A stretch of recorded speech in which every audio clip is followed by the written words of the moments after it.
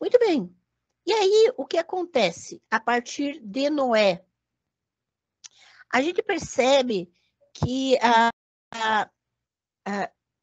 Javé, ele tem ele olha para Noé, então lembra que para caracterizar o personagem, a gente tem que prestar atenção no que dizem a respeito dele. Lembra disso, né? E, de repente, acho que vocês já mencionaram aqui, que Deus fala sobre Noé. Lembram? Vocês leram isso, não leram? No versículo no 7:1. Como é que está escrito lá no 7:1? Então, veja que Javé está falando para Noé sobre Noé. Ele está falando, você é o único justo. E isso dá um peso muito grande para a figura de Noé. Coloca ele em comparação a todas as outras pessoas que estavam lá. De repente, aos olhos da divindade, só Noé prestava.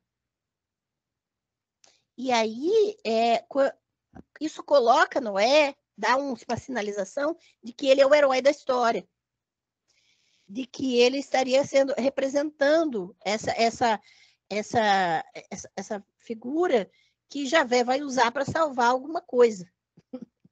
Que, no caso, é a construção da arca. Quando o Javé fala, você é o único justo, então ele já está automaticamente justificando a construção da arca. Porque ele vai salvar essa figura, vai salvar esse herói. Beleza? E aí, o que nós vemos? Ângela, eu só queria fazer uma pergunta, porque estava no versículo anterior, que fala a respeito de Javé ter se arrependido, de ter criado, né, a humanidade em virtude da maldade que era crescente. Aí lá no Novo Testamento, se eu não me engano, vai falar isso a respeito de que Deus não se arrepende, né? Como essa questão, nesse momento aqui, levando em consideração esse texto, a gente tem um Deus que se arrepende, uma divindade que se arrepende? Exatamente. É isso mesmo que você viu. Porque o que acontece? Você está citando um texto lá do Novo Testamento, que é uma construção teológica. O Novo Testamento é basicamente teologia. Tá? História ali, você tem que pescar bastante para achar. Então, o que acontece? Construção teológica no Novo Testamento, o que ele vai ler é as lentes todas. Então, não tem como você simplesmente repetir as informações do Novo Testamento como se o texto não estivesse dizendo o que ele está dizendo. Deus se arrependeu. Essa divindade aqui se arrepende. Essa divindade, ela sente, inclusive, ela sente aflição no coração, que é o que tá ali, 6:5, né? Como é que está no 6:5? 6:5 e 6. Uhum. E aí é interessante que o coração, em geral, nessa cultura, nessa mentalidade, é o centro do pensamento e da inteligência, da sabedoria. Tá? Não é a mente. O coração é que é essa figura.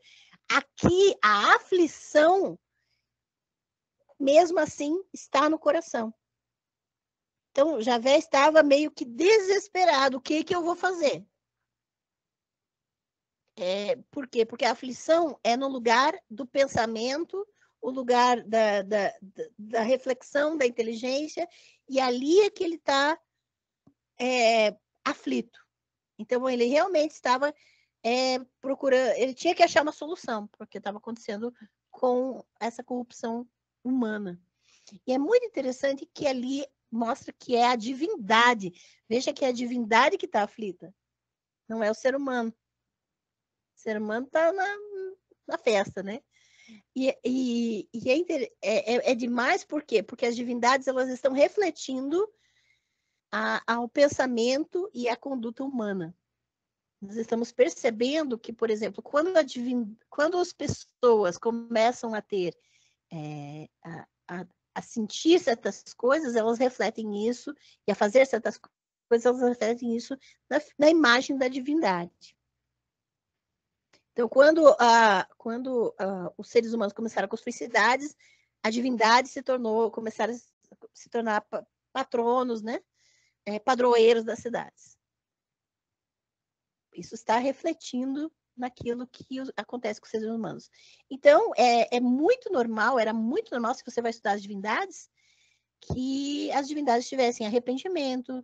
A gente já viu que a divindade do Jardim do Éden não era onisciente, porque não sabia onde o homem estava. Então, a gente está vendo características específicas de como essa divindade é. Isso é teologia. E lembra que eu falei para vocês que até o século 3 e 4, o primeiro pecado era essa relação entre os filhos de Deus com as filhas dos homens, narrada ali em Gênesis 6. A Eva, a desobediência de Eva só se tornou o primeiro pecado a partir do 3º, 4º século depois de Cristo, na história da igreja. Foi quando eles transferiram, é aqui que é o pecado original. Tá? Então, não é uma coisa estática, é uma coisa construída, é um dogma, é uma questão teológica, e essas decisões não cabem na exegese, né? Então, realmente, teologia é outra coisa. Quando você lê o texto e afirma somente o que está no texto de acordo com quem o escreveu e no contexto que o escreveu, é exegese. Então, dizer que Deus, em Gênesis 3, quando Deus não sabe onde Adão está e pergunta onde você está, isso mostra que ele não era onisciente, aquele Deus ali, aquela divindade. Então, quando a gente lê isso e entende que aquela divindade não é onisciente, a gente está fazendo exegese, a gente só está vendo o que o texto está dizendo. Quando a gente olha para aquele texto e começa a dizer, não, ele era onisciente, mas ele estava fazendo uma pergunta retórica, porque daí você começa a criar coisas em cima que o texto não diz, e nem os seus redatores podiam dizer, porque não faz parte do contexto deles. Isso é uma construção teológica. Isso. Então, assim, aí a gente vai percebendo, olhando para Gênesis ali, aquele Deus que procurou Adão. E aquele Deus, aquela divindade, aquele Javé ali, que se arrependeu? Será que ele é o mesmo Deus cristão? Essa é a pergunta, que até o final desse curso a gente responde. Nesse curso, esse vai ter aqui, tá?